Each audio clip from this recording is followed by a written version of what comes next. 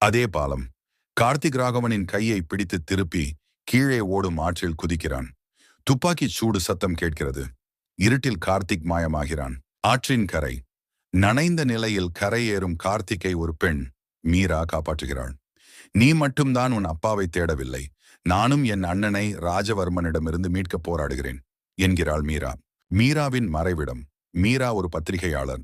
ராஜவர்மனின் ரகசிய நிலவரை பற்றிய தகவல்களை அவளிடம் இருக்கின்றன. கார்த்திக் தனது துப்பாக்கியை சுத்தம் செய்து கொண்டே, இன்றிரவு ராஜவர்மனின் சாம்ராஜ்யம் சரியும் என்கிறான். நகருக்கு வெளியே உள்ள ஒரு ரகசிய கிடங்கு. கார்த்திக் மற்றும் மீரா உள்ளே நுழைகிறார்கள்.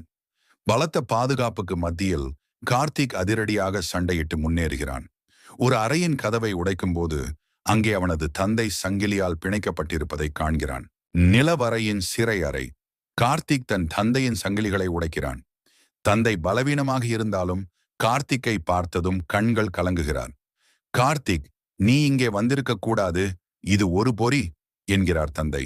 கார்த்திக் அவன் அப்பாவோடு எப்படி வெளியேறப் போகிறான் என்பதை பார்ட் 4 பார்க்கலாம்.